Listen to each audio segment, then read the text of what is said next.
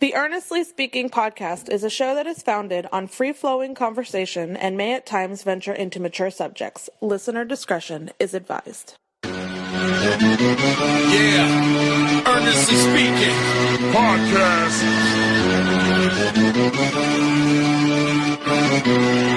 Let's get it. I'm a giant in New York, in Miami carry heat. So much more in store, my product can flood the street. Opinion Nation Godfather, CEO. Puff in the late 90s, gon' see me blow. Oh. Got my hustle on, no imitation of fad. Army of untouchables, Opinion Nation staff. Never an off season, homie, check the numbers. Heart throb in my own right, supplying southern comfort. Earnestly speaking, my ego is well fed. Earnestly speaking, you're too feeble and no threat. See, I'm like a hurricane, you're a mild breeze. Earnestly speaking, leaving Eli a dynasty. Shake!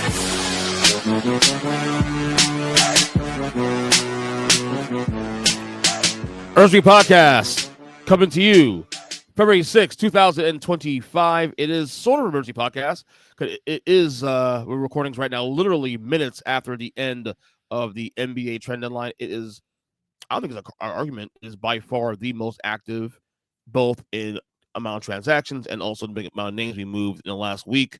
And here to wrap it up with us is a good friend of the pod, man. NBA author, of course, Greg Hrinya with us, man. Greg, how you doing, bud? I'm doing well. Thanks so much for having me. Perfect timing. Yeah, I'm glad we got it. I'm glad because initially we were going to record this at 11 o'clock in the morning. Mm-hmm. And then I asked you, like, on text yesterday, like, is it possible we can move it inch closer to the end of the deadline? Because who knows, this thing's gonna happen in last minute, and I don't want to miss out. I'm missing on that, and thank God we waited, because even though there weren't any big moves today on Thursday leading to the deadline, there were still subtle moves that could possibly affect the championship conversation. Really, if you think about it. So I'm glad we moved it to as close as possible to the end of the deadline. I guess we should work backwards, because obviously the biggest moves in terms of name value was done days ago. But so we'll work backwards first. But the fresher news, obviously, is the end of the saga in Miami here, especially Jimmy Butler finally getting traded to the Warriors. He also got this money, his new extension, 2-year extension, $100 million for 2 years. It ends up being a 5-team trade, actually. And initially we thought it'd be a heads-up thing. Then it was a 3-teamer, and no, it's a 5-teamer. And apparently, all those pieces that were moved last night have only been settled now. Like, Dennis Schroeder was thought to go to Miami. Nope. He's going to Toronto. Nope. Now he's going to Detroit now. So, first things first, the highlights of the trade, of course, is, of course, Butler going to Golden State, Andrew Wiggins coming here to Miami. Your thoughts on that deal for you? For me, I thought it was a home run for Miami. Jimmy rarely plays these days. So, I mean, they were basically adding talent in a spot that was vacated. And it's not like everyone talks about playoff Jimmy. Well, I mean, the reality is that Butler really only showed up in the playoffs. You weren't really getting a lot out of him in regular seasons for the past few years, consistently. I mean, like, he'll have a game every now and then where he was great, but I mean, there wasn't a huge amount of availability, I would say, over the long term. He's 35 years old. So you're swapping him for a guy who's 29. And you could make the argument with, outside of Steph Curry, was one of the most important pieces of Golden State winning the 2022 title. So I like what he brings to their team. I mean, Jimmy is not really he's never been a 3-point shooter. Not that Wiggins is like some dead-eye sharpshooter, but I think that what he's going to bring defensively, the youth that he's going to bring compared to Butler, and then also the fact that he can space the floor better than Butler, I think I like that combination. And also, you're getting rid of the headache. So I think they've got some clarity. And we'll see how that goes forward with Hero, with Wiggins, with Bam, and then, move out from there. But with Golden State, I mean, I don't see this like making them a title contender. So, I mean, I'm not really sure what the incentive was, other than just trying to like appease Curry by saying, like, we're trying to get you help. But the reality is, like, you see all these graphics on social media about like big threes, like when Milwaukee made the trade, they throw Kyle Kuzma's picture in there. Like, they have the picture with the Warriors, and it's Draymond Green and Jimmy Butler along with Curry. And I'm like, well, neither one of those guys can really shoot. So, I mean, Butler's obviously a much better scorer than Draymond Green is, but like, right.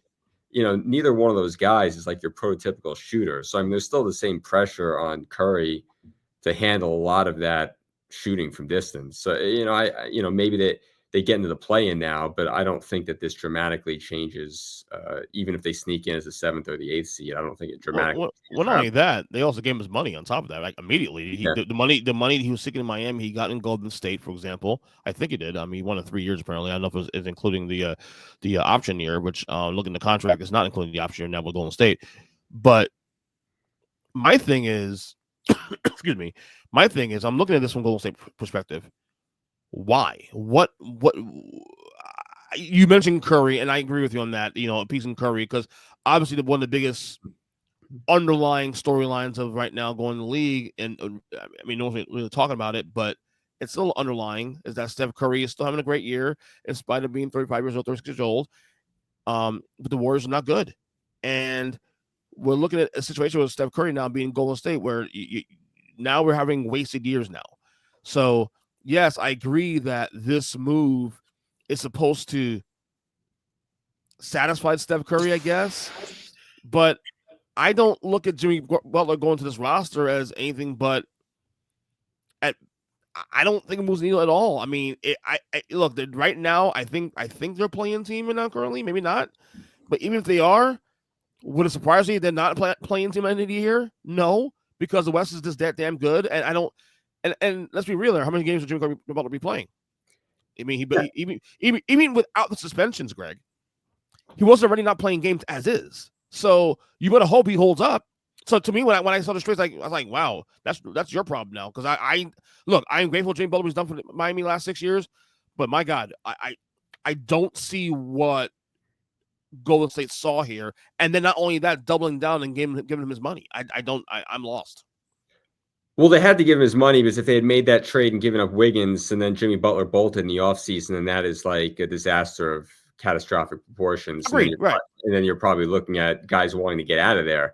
So they had to have some sort of assurance that they weren't giving away Wiggins for nothing. I mean, I look back a couple months and you pretty much knew that they were going to go and take a few big swings, because you heard both Draymond and Curry go on the record saying that they wouldn't trade any future assets to, they wouldn't mortgage their future to try and change the team and so on and so forth. And for me, that was just like them trying to create deniability for when the team eventually did do something stupid. Right. So they wanted to wash their hands of it. Right now, they're half game out of 8th. So they're in 11th, but they're 25 and 25. There's a couple 25 and 25 teams ahead of them. Dallas is 26 and 25 in 8th. But I mean, I see Dallas moving up. I do too. Me personally. And I mean, that'll tie into some of the other deals that we're going to talk about. But I mean, Golden State could very easily finish on the outside looking in. I mean, you could see San Antonio moving up, Dallas moving up, Phoenix. I mean, odds are they're going to move down, would be my guess. Really? You think so? Phoenix moves down? Ooh. Well, I mean, I saw a report earlier that everything was toxic right now around the Suns because they shopped Kevin Durant and, then ultimately didn't trade him. So, yeah, I mean, the talk was that Golden State wanted to acquire Kevin Durant, but that Durant didn't want to go back to Golden State. Yeah. Oh, we'll talk to Durant. I had that on the notes in a second with Durant, because I got a lot of questions about Durant's future, because I want to talk about like potential whales going forward the next year or so that can be available. But yeah, it's being on the screen now. The Western Conference currently, Golden State, you mentioned, is number 11, right? Number 11 right now. There's a 3-way tie now for the 9th spot, really, in the West. If we were to forecast right now, based after the trade deadline, which teams are willing to move up, move down, the Kings might move out. We'll see. The Suns might move out. We'll see. The Warriors could get better. Who knows? I see the Spurs getting better with this De'Aaron Fox move. So the Warriors have an opportunity to get the play in, but even so, I just don't see this move overall, big picture, moving the needle. And I just don't know if Jimmy Butler is the answer to the questions about the Warriors contending for a title, even in the next 2-3 years, unless there's another move to be made. And we know their salary situation now, post Klay Thompson, they're not recovering from those paying out the wazoo for those dynasty years now. And I don't know where they're at now, contract wise, in terms of the books. I just don't see this team, unless you add a LeBron, or you saw KD had an opportunity to go there and he turned it down. I just don't see these moves. I don't see anything moving the needle here for Golden State. No, I mean, I wouldn't see them getting past the first round. So, I mean, like, let's Right. say they get in the playoffs to get bounced in the first round. I think that they were just doing something to try and show Curry, like, we're trying to get you help, and this is the best thing that we could do. Right. This was the biggest name. This was the best player. We tried a couple other avenues, didn't work. And it's not like they got rid of a lot of their picks. It wasn't like they traded like 4 first-round picks to redo their roster. So, I mean, they still have flexibility going into the summer, I guess you could say, if they wanted to move some of these other salaries around. But I mean, to your point, this is not like a game-breaking trade that all of a sudden like moves them up. Like you could say, like with San Antonio, like that's a trade that moves them from like a non-playoff team to like a play-in team. I could see them moving up and someone else moving out. Right. So that makes a difference. I would say that trade makes more of a difference in this one. Absolutely. The Miami end of this deal, I love. They didn't give it much. They got Butler, who's at this point was a unhappy asset, and then you lose Josh Richardson, and that's it. And that guy barely played in the year and a half he's been here. So Miami, in my opinion, I'm not trying to be a homer here, but in my opinion, Miami won this trade because you're getting Wiggins, who at this point in their careers, I would argue Andrew Wiggins and Jimmy Butler is close to wash.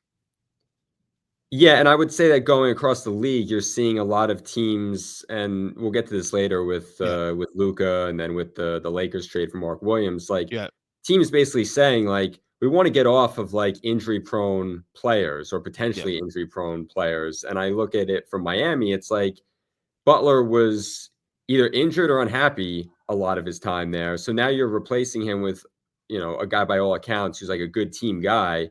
You could see how upset Steve Kerr was talking about the loss of him yesterday. So I mean, he's going to be a good locker room guy. He's younger. He's more athletic. Can shoot better from distance. I don't think that there's any doubt in my mind that they won the trade, other than the fact that Jimmy Butler's a bigger, like quote unquote name. But in terms of what's going to help Miami for the rest of this season, I would say they're probably pretty happy with the way that worked out. Yeah, look, I'm not foolish to think that, oh, wow, this move is going to make the Heat a title contender, and I'm not going that far. But what I will say is that Andrew Wiggins, given where his age is at, people assume this guy's old. He's been in the league 10 years, but no, he became in the league when he was 19. So he's only 29 years old. Where the Heat is in the franchise right now currently with that roster fits. Like, he's young. He's still young by virtue of his age. So he fits where the Heat is right now on a timetable. So, look, I'm not going to go so far as to say this Heat going to be a title contender, but when you add in Eric Spoelstra's coaching, who I believe is still the best coach in basketball, with that roster, very talented roster of guys who are very productive, I think they're not going to be an easy out in the playoffs. Like, even if they're a one-and-done team in the first round, they're not an easy out because of the coaching, because of the talent, because of the culture there. I just think that this move could be a starting point of what could happen in the future. Now, look, we'll see where they are with contracts in a year or so. If they go after the whale, we'll talk about that in a little bit in the podcast about potential whales that could be available within a year. But I think this move at least stabilizes Miami. Like, they're not going to fall off the cliff. They'll compete every night, and who knows, a break or two here, they may find some in conference finals. Who knows? Yeah, I think the goal for them is let's finish with a 4 or 5 seed, something like that, and let's win around. Which is possible. Yeah, and take our chances there. And look, when have they ever been an easy out? Like, exactly. They've given trouble to every team they faced, save for Milwaukee, the year that Milwaukee won the title, where they swept them in the first round. Right. Every other time they've advanced much further than people expected them to. Right. So, like you said, I mean, best coach in basketball, arguably. And I think the pieces fit the way they have it structured now. I kind of like Tyler Hero, Bam, Wiggins, and then a bunch of good role players around them. And, with the way Spo preps and gets his guys ready and has them in the right position, and they're shooting around them too. So, I mean, I would take my chances. I mean, it wouldn't shock me if you told me like, oh, they wind up in a first round matchup with Milwaukee and wind up beating Milwaukee, something like that. Right. Another move that happened yesterday that was not a surprise that we pretty much been speculating for the last year or so. Brandon Ingram from the Pelicans has moved to the Raptors. Obviously, there was no conclusion on that situation there, so he moved him to the Raptors. Now he is still a free agent this summer, right? I believe, right? Yeah, he hasn't. He hasn't agreed to an extension yet, and I think that was a big problem with New Orleans is that he wanted the max, and it wasn't that they didn't want him; they just didn't want to pay him the max. Right. And is Is he a max player in your eyes? In my eyes, no. Okay. But he's still a very good player. I mean, he's still a great player. But I mean, do I want to give him 4 years and $220 million? Like, not really. Yeah. But he'll likely get it because the market dictates that, and too many good not enough great players and not enough salaries to to cover that. So I think he'll get that. Toronto, I don't know. We'll see. I mean, they're obviously in a rebuild mode, but you have him and with Scotty Barnes. I mean, that could be a little bit of a something, right? Yeah, it's interesting. I mean, if you look at their roster, it's like, okay, they have Quickly, they have Barnes. You add Ingram to that. I mean, RJ Barrett I don't know. also. I don't know. I don't know if they wind up keeping Barrett and Quickly and a lot of wings. all those a lot guys. of wings there. Yeah, I mean, I feel like it's a lot of money tied up in a team that isn't designed to win a title, although it's designed to be pesky. So I mean, like, I see them probably moving up. Like right now, they're 5th best odds in the draft. I mean, I see them moving up from there. Maybe they end at 7, 8, 9. Something like that. Their schedule is pretty tough going forward in the next couple of weeks, but then it's super easy down the stretch. So, you think the play is possible for this team? Because they have played some decent basketball last month or so. I will say. No, probably not. I mean, if you look at if you were to put up the Eastern standings again, you're probably looking at Chicago coming out of the 10 spot and Philadelphia moving in. Assuming that because Philadelphia's looked a lot better lately, and that was just with Maxey. That was before they got George and Embiid back. Even if you're taking Embiid totally out of it, if Paul George is going to play and Maxey's going to play, they're probably trying to win games. I don't know. They have no shot. They're okay. Look, people listen to the podcast. Looking at the Eastern Conference right now. Obviously, the 1 through 4 is Cavs, Celtics, Knicks, Pacers. 5 through 8 is Bucks, Heat, Pistons, and Magic. 9 and 10 to close out play-in is Hawks and Bulls. The Raptors are 13 right now. They are currently 5.5 games behind the play-ins, but they're toast. They're toast. Because there's no way. Go ahead. I would say that the 76ers would swap places with the Bulls, and that's probably all the movement that you're going to see. Right, exactly. Yeah. Because the Magic and Pistons, I would say, are fairly locked in at 7 and 8. And so where even if the Hawks fell off a cliff, and also the Bulls didn't move a lot of guys either. All they really gave up was Zach LaVine. I mean, in terms of like major impact players, like they still have Kobe White, they still have Vucevic, they still have Giddey, they still have Patrick Williams.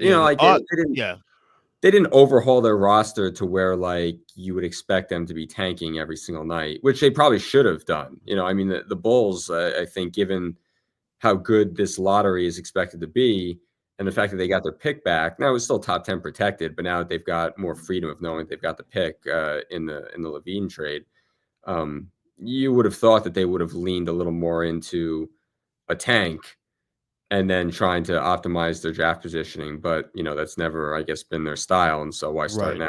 But hey, that's why they're always stuck in the same spot. So that's right. Chris Middleton, Kyle Kuzma swap, Bucks, Wizards. I love this move for the Bucks. I almost like Buccaneers for the football. For the Bucks. I think they get a little bit younger, obviously, with Kuzma. A little more athletic. I mean, both guys are injury prone pretty much, but Middleton probably more so than Kuzma.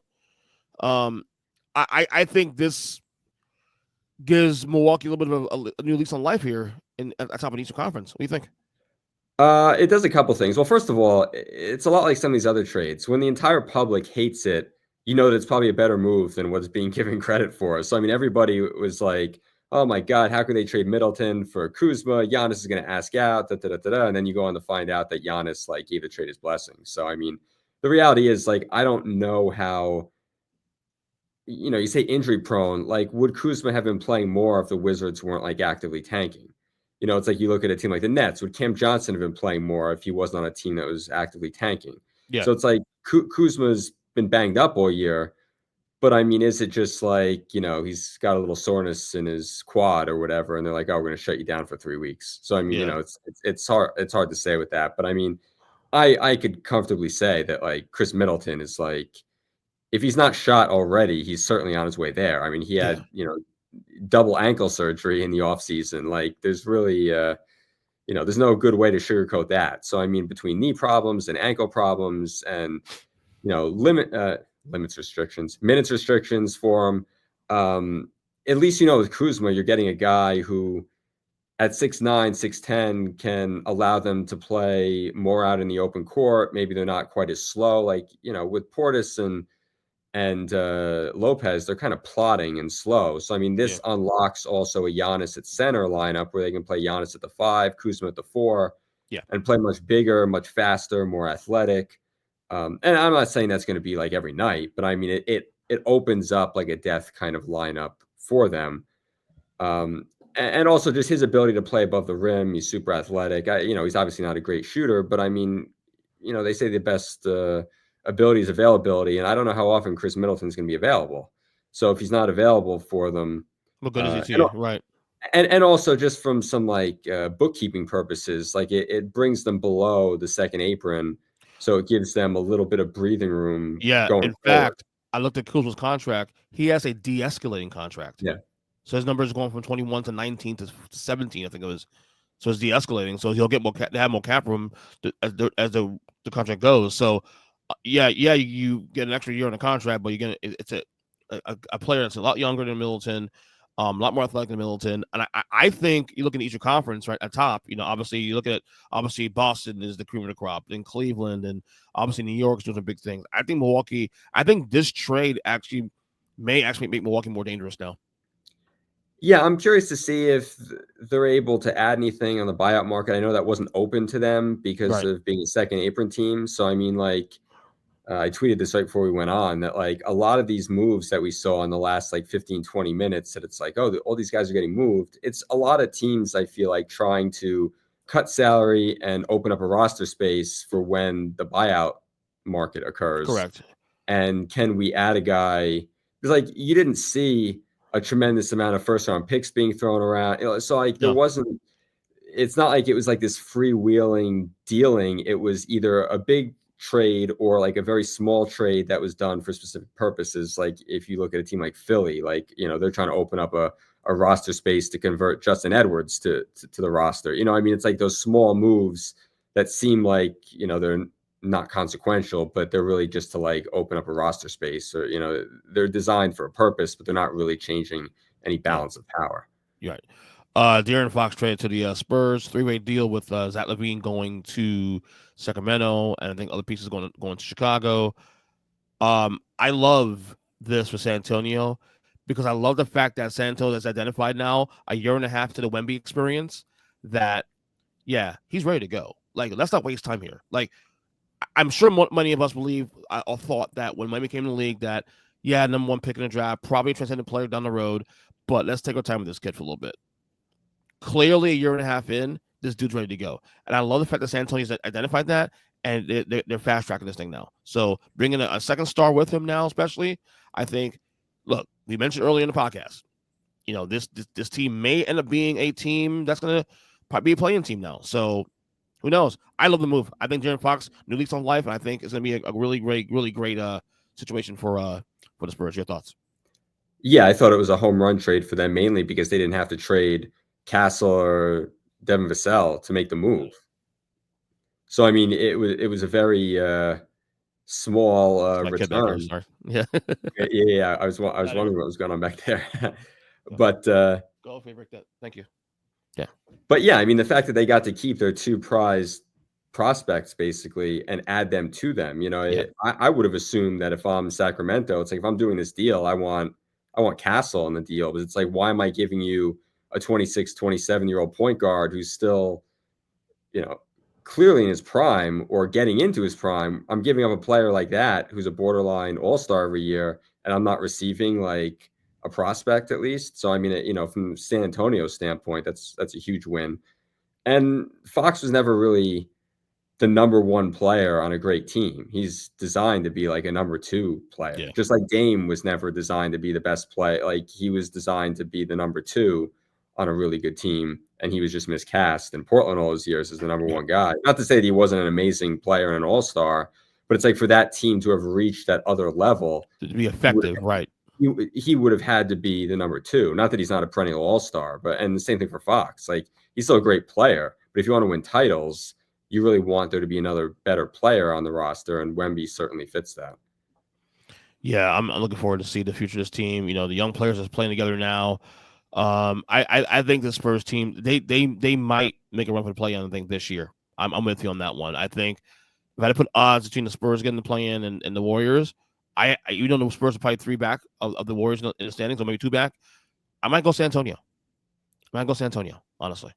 Yeah, and I'm not really a huge fan of the way the Warriors have played up to this point, and I don't Yeah, know that just swapping out Wiggins for Butler is going to make a huge yeah, difference. That's why I said like I could see San Antonio definitely moving up, and also like they're in a situation now where they become an attractive destination oh for yeah, years to come. Like you saw it with Fox, like yep, he targeted that location to go yep. to, and I mean it's not just Wemby, it's also no state income tax. It's a lot cheaper to live in Texas on your deal than it is to live in California. So Great fan base too. Also very dedicated. You know, Spurs yeah, have done a lot in this league, and you know, yeah. So definitely a very attractive situation for one Darren Fox. Okay, and finally the big one, of course, that happened on Saturday night, Sunday morning. I'm going to ask what the hell you were doing, because I will tell you this much: Luka going to the Lakers, swapped for Anthony Davis to with the Mavericks. I just finished watching Royal Rumble actually 2 hours before that. So I was settling down, about to go to bed, and I had my phone on, listening to some stuff on my phone, watching on my phone. And then I see an alert from Bleacher Report that Luka Doncic traded to the Lakers.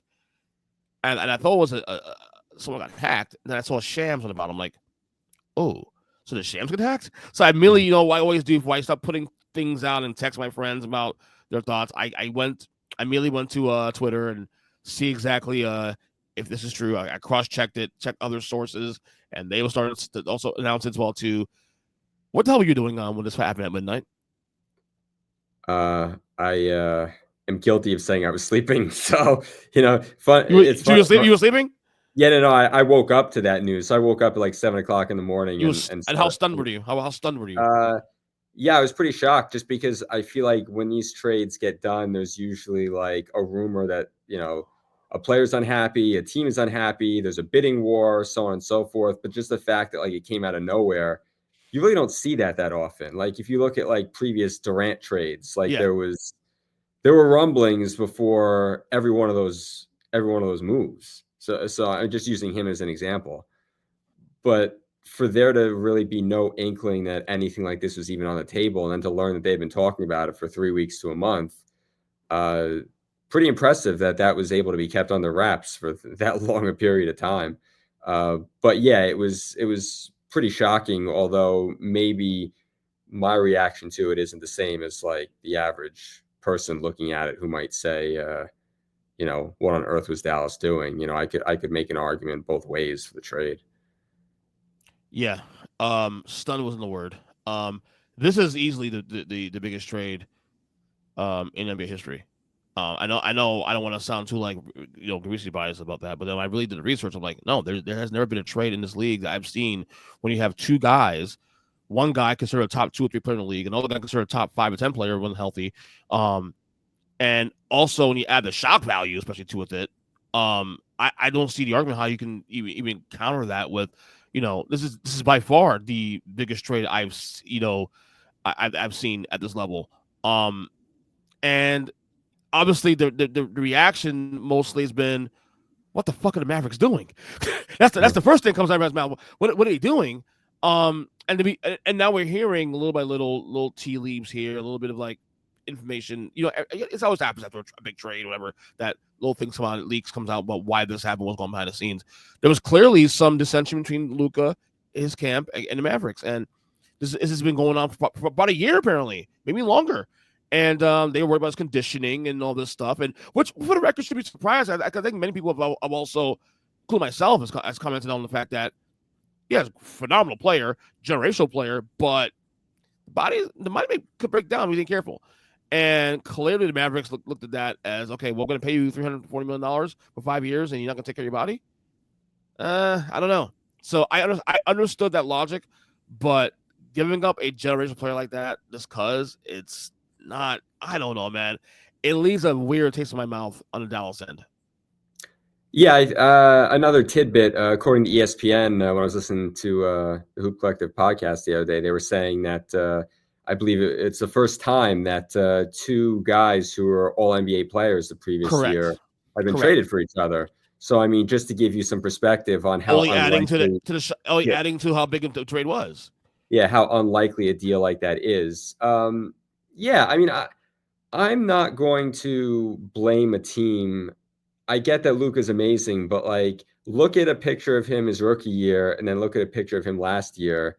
At no point in his career has he ever prioritized his fitness, his diet, anything like that. And I know he's an amazing player, but like, again, when we were discussing the ability and availability part of it, that's the Mavericks saying we're going to gamble. And look, it's a huge gamble and they could be totally wrong because he's an incredible talent. He's a top 3 to 5 player in the league talent wise. But they're basically gambling that we don't think that over the next 5 years that we're going to pay him $350 million, that he's going to stay healthy because we haven't gotten him to change his diet. I mean, from an eating perspective, and again, I don't like them necessarily like putting out like, oh, maybe he's got a drinking problem or something like that. I don't necessarily love those reports, but the reality is like, if you're eating and drinking like a regular person, like, you or I, you're not going to be able to play or stay on the floor the way that you're going to need to play 82 games and then, 2 months of playoffs. So, I mean, it's interesting in this new like apron system in the NBA where like teams historically, they would just, like you talked about with Brandon Ingram, like, oh, well, that's the contract he's due. We're just going to give it to him. And Dallas is kind of one of the first to be like, I know you're due that, but we don't want to give you that money. And my biggest complaint on it, and again, like you look at Embiid, you look at Zion Williamson, you look at injuries that guys have that sort of torpedo their careers a little bit. Yeah. I'm not going to knock them for assuming that that's going to happen with him. My only problem is the return on it.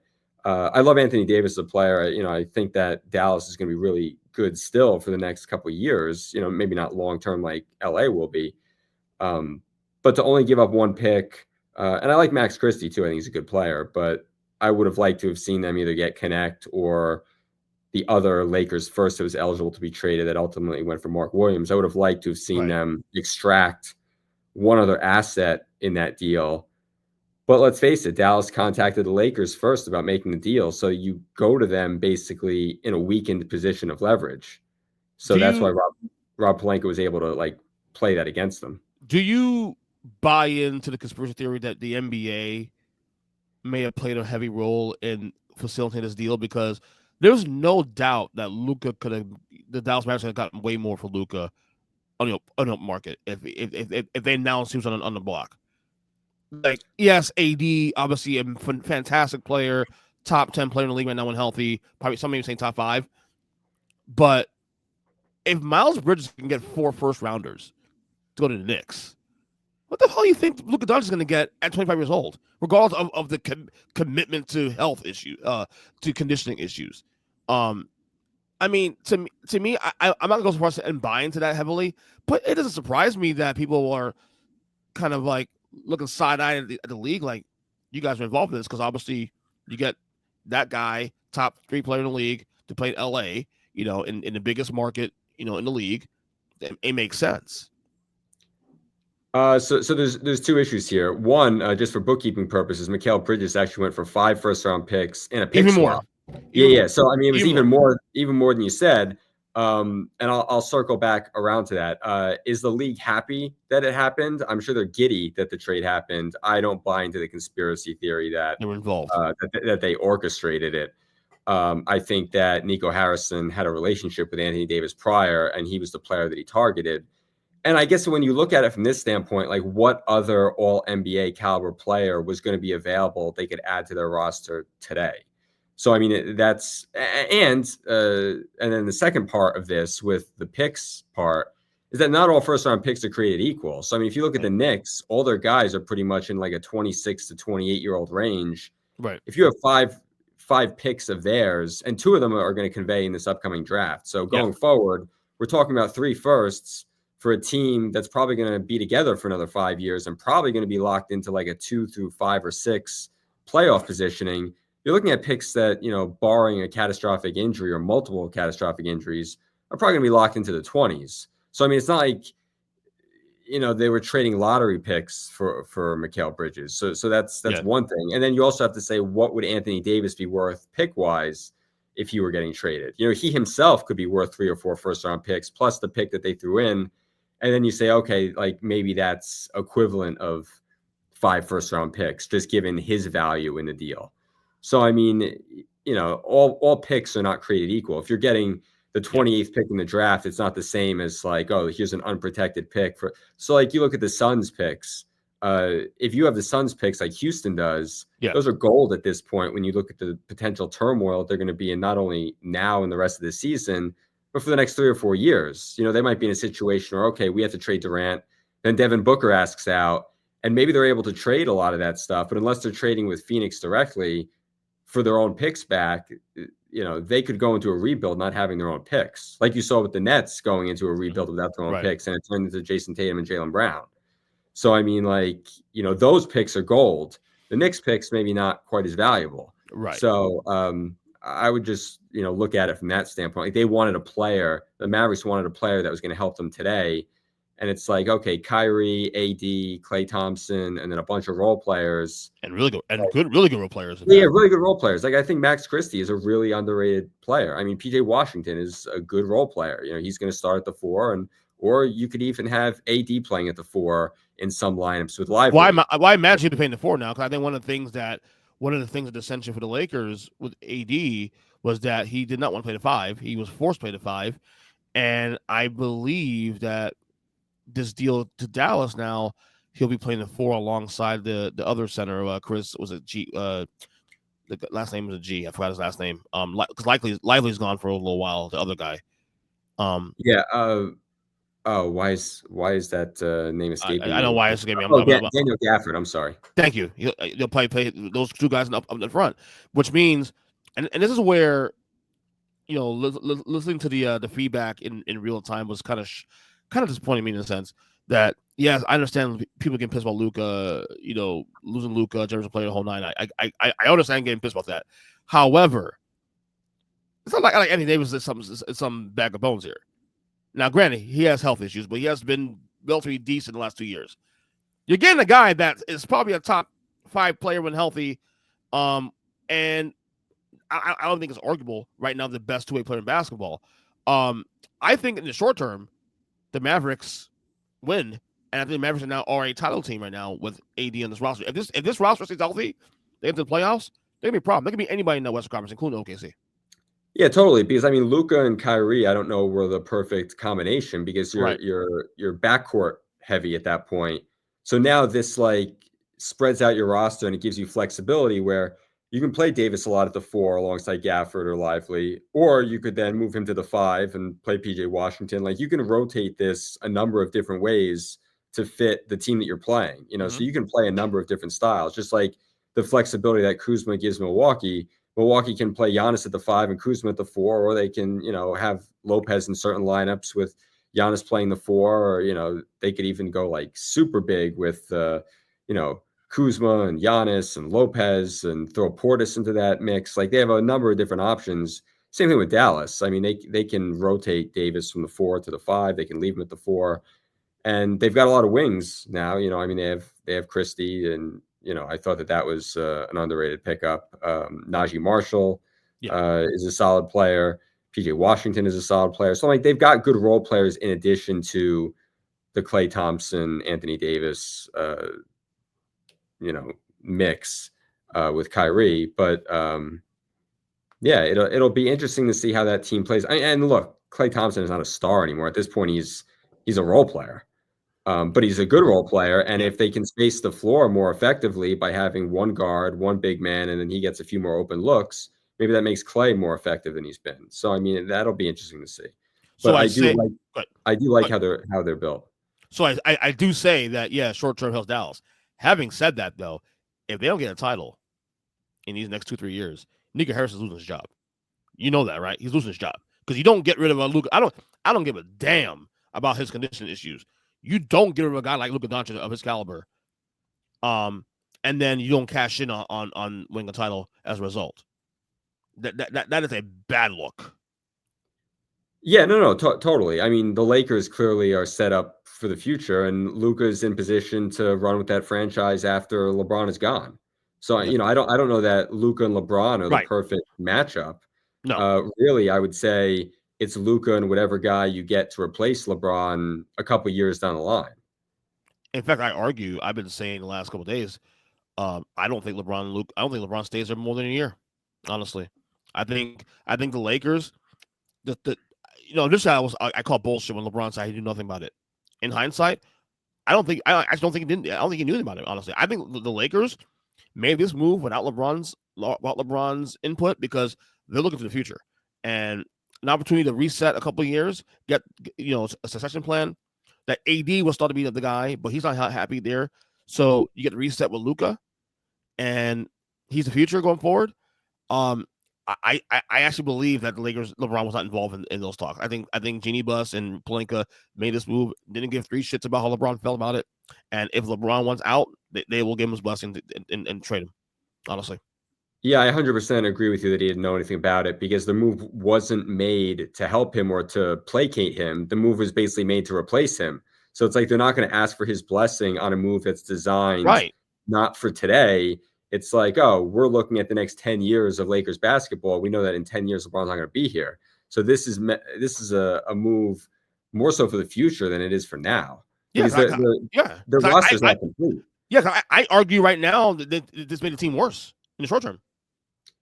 Yeah, because they both need the ball. They're not Right. a perfect fit playing with each other. And I do like the trade that they made for Mark Williams, but I mean, again, both players that the Lakers have acquired are gambles in terms of health and availability standpoint. Now, obviously, Luka, I would say, is less of a gamble because even when he's been out of shape, he's still been an excellent player. Yeah. Whereas Mark Williams hasn't played a lot of his career with various injuries. He had a back injury last year that basically torpedoed most of his season. So, I mean, he's really hasn't been healthy much. But look, if he's healthy, he's a great center. Yes. I watched him. I watched the tape of him earlier, and I was like, "Ooh, if he can tap into his potential, oh my god, this could be a really good value move for the Lakers going forward." Yeah, he's got a 9'9" standing reach. He's super athletic. He can jump out of the gym. So I mean, it's good if he's healthy, but I mean, it's just like with anything else. Like I don't know if that's a safe gamble, and that's Charlotte being proactive and saying we don't think this guy is going to stay healthy. Let's accumulate as many assets as we can for it and go from there. Right. Any other transactions that I might have missed that stood out to you? Or these are the main ones I think I mentioned. I mean, Marcus Smart got moved to Washington. This feels like a salary dump there. Yeah, the only one I would say would be the DeAndre Hunter move to that's one. And that happened like an hour before we went on. So right. In terms of being finalized, I would still say that Boston is the favorite, but I think that Cleveland, like, they're right there. And I mean, like, adding DeAndre Hunter, Karis LeVert was more of a luxury given how well Ty Jerome has played. So, I mean, they basically had a backup ball handler. If you take, I mean, Mitchell and Garland can both handle the ball. So they basically, adding Jerome, have three ball handlers. They didn't need a fourth guy to handle the ball. So, I mean, that was a luxury that they didn't necessarily need. George Niang is, not going to move the needle necessarily. And DeAndre Hunter can play the three. He can play the four. If they want to play big, they can slot him at the three and keep Mobley and Allen both on the floor.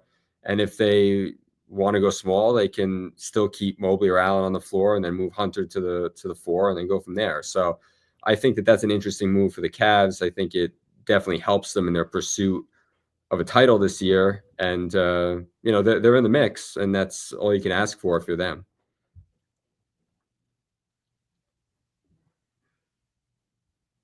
And I would say that was probably the only other move that really stood out as like a game-changing possible move. I mean, again, we saw guys like Jake LaRavia being moved, and like you said, Dennis Schroeder going to the Pistons, and I saw Nurkic go to Nurkic got moved to Charlotte, I think also. Yeah, and I would say that was a good trade for Charlotte too. Like I think that they made two good trades in terms of like accumulating assets for a team that's not going anywhere. Right. So I thought that was those are fine moves for Charlotte, looking down the road.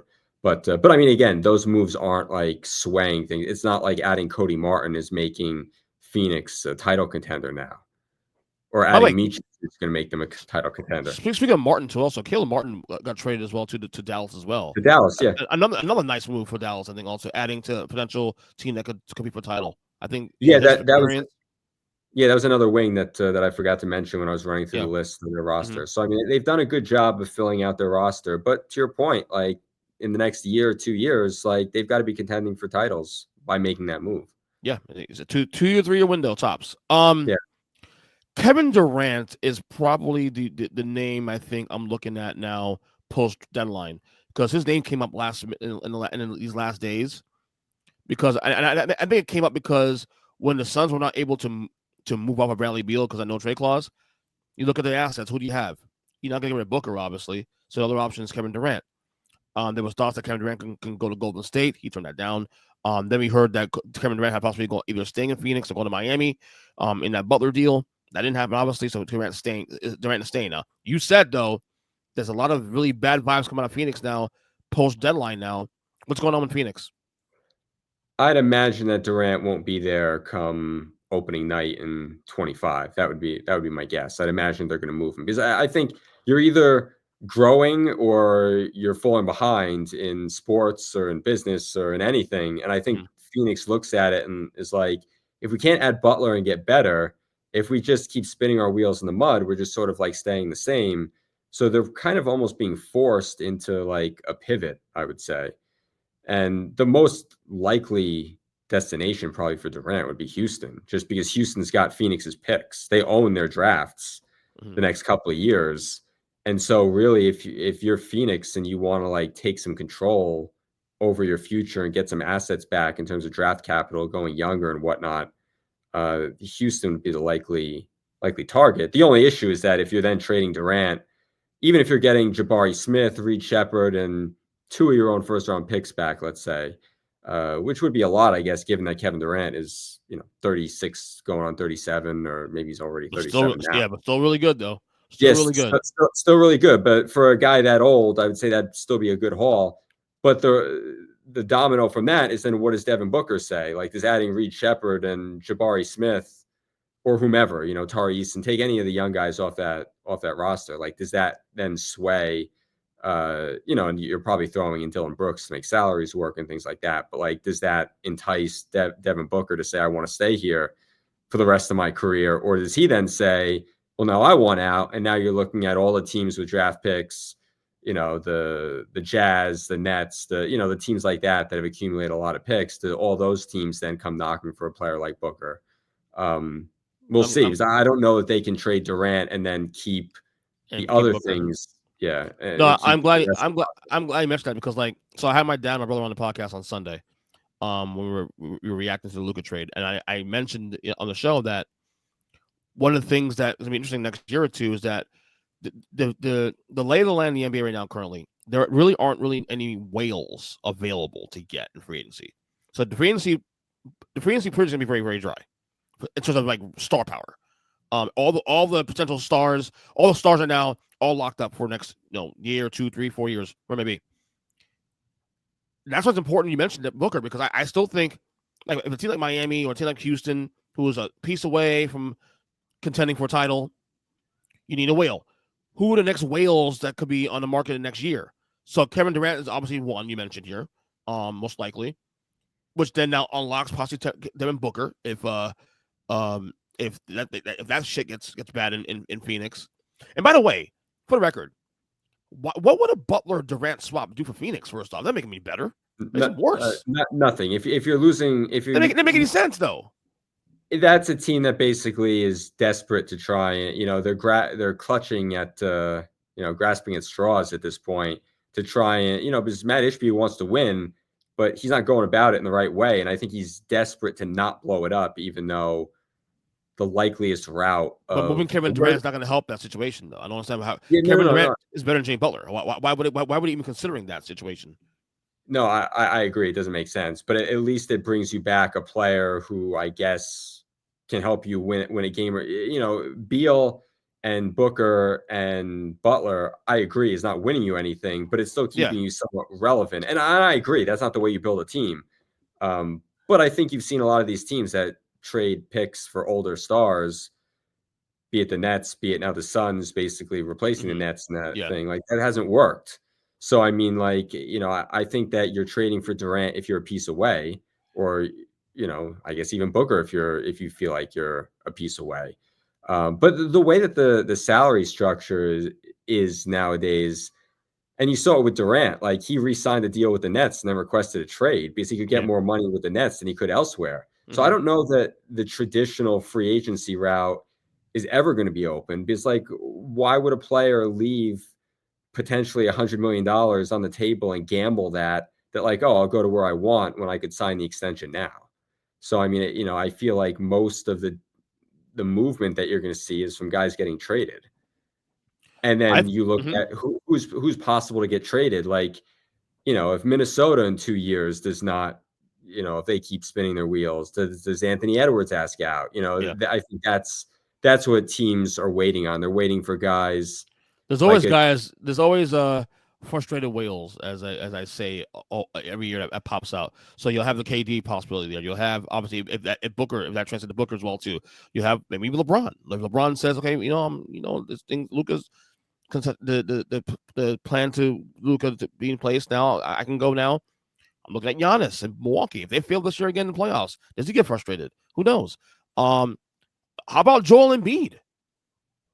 Another situation. Yeah, I mean, the thing with Joel Embiid, though, is that, like, given the amount of money that he's owed and the shape of his knees, I don't know that you're going to have teams knocking down the door to, like, give up $50 million in salary for him just because of the gamble on his health. I mean, obviously, when he plays, I mean, he came back on Tuesday, yeah. Yeah, I mean, he came back the other night, and it was like he never left, and he was totally dominant. So, I mean, like, he's clearly a capable player. It's just that when you sign up for that, like, there's a risk that he's going to miss half the season or more. Triple-double, in fact. He had in that game against Dallas. Triple-double. 29, 11, and 10. Wow, unbelievable. So, I mean, there's always whales out there. There's always possibilities of players getting frustrated when they leave. So, even though the free agency market is dry, there's always an opportunity for a player to say, I want out somewhere, and then these teams to swoop in. So, definitely that. Oh, I think anything else to hit on there? I think everything else. Yeah, I think everything I need to hit on really today. Am I missing anything? No, I don't think so. I mean, just in terms of like winners and losers of the deadline, I mean, like I look at, and this might sound silly, but like OKC is as a potential loser of the deadline just because like they came out and said, well, because they didn't add anything. They didn't add any shooting. And I feel like they could have benefited from adding like a 3-point shooter. Like even last night, they beat the Suns by 30, and you're like, oh, this. And they were down 10 that game too. Also in the second, late in the second quarter. But when you look at their 3-point shooting numbers, they were 12 of 42 shooting, 28%. Like league average is in like the 35, 36% range. So, like they're not a great outside shooting team. And I'm just looking at it from a pure playoff perspective. Like when they get to the Western Conference Finals, like does that shooting, if they go up against an experienced team, does that shooting hold them back? That'll be interesting to see. It's the same question with Cleveland. Like Cleveland's had an amazing regular season, but the question with them is always going to be, will that style of play, two smaller guards, two bigs playing together, like will that work in the playoffs? At least they made a move, though. At least they made a move. Yeah, no, true. But I look at Oklahoma City, and I'm like, if you look at like Wembanyama, for example, like that like the Spurs are going to be like, you have a window here where you are the clear-cut favorite in this conference, and you're looking at like a very good chance of going to the finals and competing for a title. With all the picks and all the assets that they have, why not try and add every piece you can to try and win a title this year?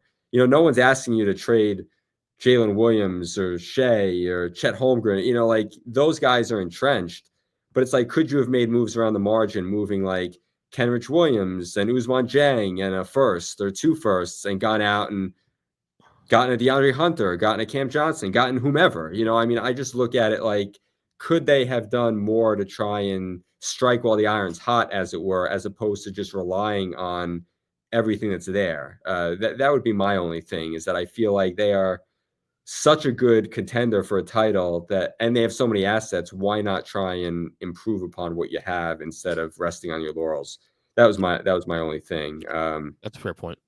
That's a fair point. And I mean, you could go through, winners and losers. I mean, like I thought Cleveland was a winner just because they traded two guys that weren't really helping them. And again, like they were striking while the iron's hot. Like we have a chance to go win a title. Let's try and build upon what we have. Even though they didn't have much to give up, they still went out and got creative and found a way to bring in a guy who can start for them tomorrow and make an impact. So I like that aggressiveness, given that they have a legitimate shot.